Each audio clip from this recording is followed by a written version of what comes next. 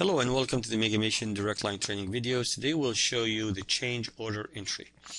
Open the change order entry located in the purchase order module.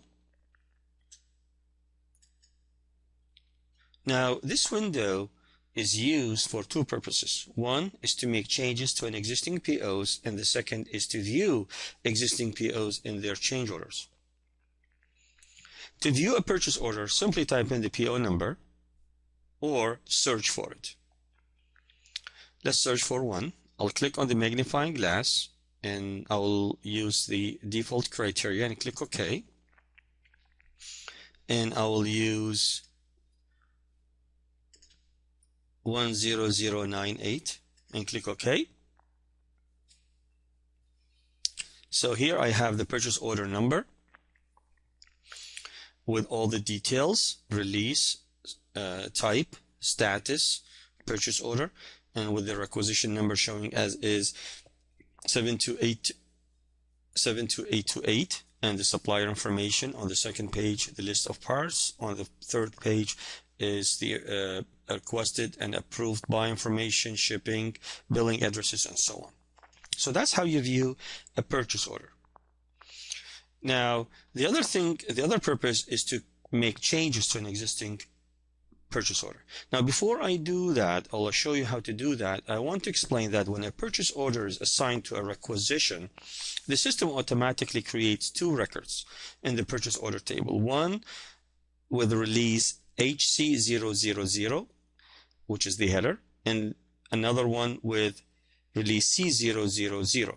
The C000 record contains the original parts from the requisition. The HC000 also contains the original parts, but is updated with changes whenever a change order is approved. Okay, so we have already purchase order 10098 selected. Notice that the system would populate all the fields. Notice that the type is regular, the status is purchase order, and the requisition number is 72828. Also notice that there are three buttons here.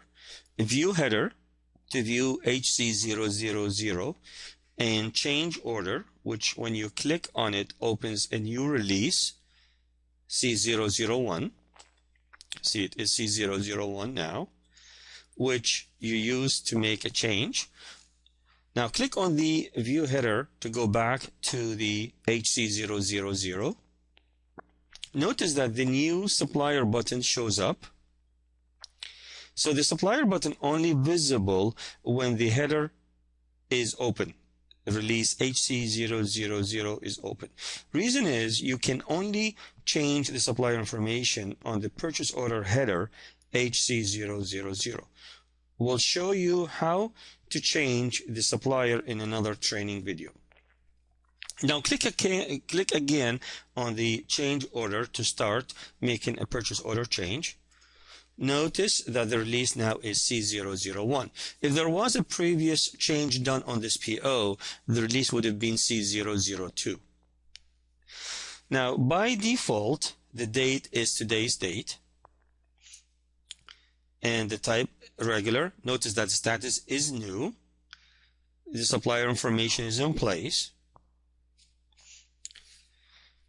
Now, to change a part, whether adding a new part, removing one, or editing an existing one, you need to go to the second page. Click on the second page. Notice that the second page is empty. So, to edit or add or insert a part, click on the Add or Edit button.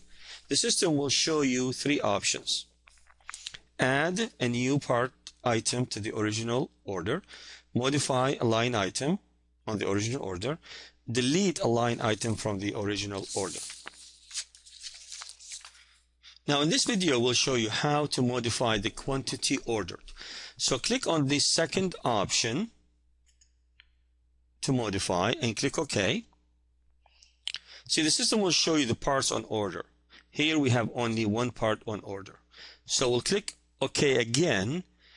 Here we can change anything on this part. We can change the quantity on order. We can change the cost. We can change any other information. In this example, I am changing the quantity from 1 to 2. Before I click on the Save button, notice that the line item function is replace. When adding a new part, the function would be new, and when deleting, the function would be delete. But when you're modifying, the function will be replace. Click on the Save button. Now, there are other information I can populate here. Other information I can populate, that the work order number, the equipment, the project information, account number, date required, and so on, but that they are not required. Now click on Save. See, the system will show you the change order options again. Now let us add a new part. So click on Add a New Part and click OK. Here we can either add an inventory part or non-inventory part. To add a non-inventory part, enter the information starting with the part number, description, and the unit of measure, the quantity, unit cost, and so on. Let us add a new part to this order. Click on the magnifying glass to add a part. Search for one. I'll search for one by class, battery, and click OK. Let's select this part here and click OK.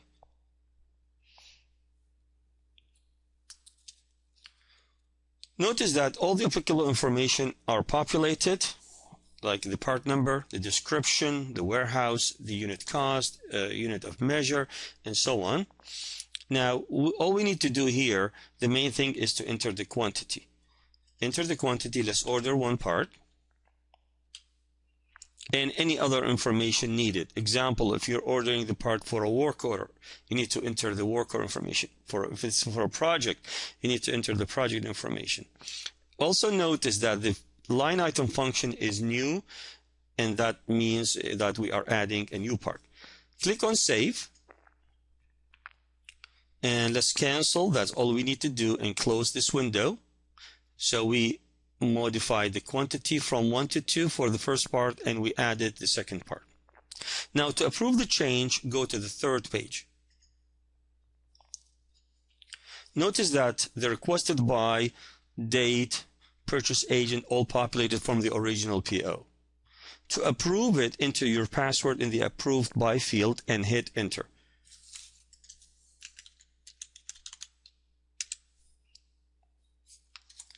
If the password is correct and accepted, the system will display the approved by name and date. Confirmed by and date are optional. Other optional fields are buyer's notes, approval notes, shipping and billing addresses are populated automatically, but it can be changed if needed. These two fields, the billing and shipping addresses, are entered in the MPC defaults in the administration from the main menu in the purchasing tab. Page 4 has more optional fields to use if necessary. Example, comments, award letter notes, and invoicing notes. When ready, click on the Save button on the change order entry to save the record.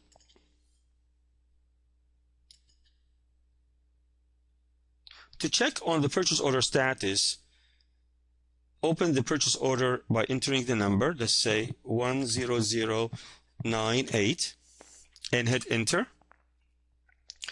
Notice that the system gives you a new release, C002.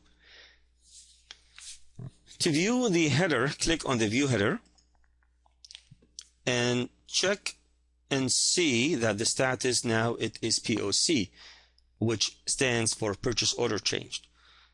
Now, to verify the change we made, go to the second page and note that the quantity on order now is 2 for the first part, and the second, this is the one that we added as a new part to the order. Most change orders will be about adding new parts, editing, or deleting, but it's also possible that sometimes you need to make a change order because you want to add buyer notes or changing the shipping or billing addresses. In other words, that the change can be anything. So go back to page 1. So that's your purchase order. Now to continue with another change, you click on change order. Now it is C002, and that's how you make a change to an existing order.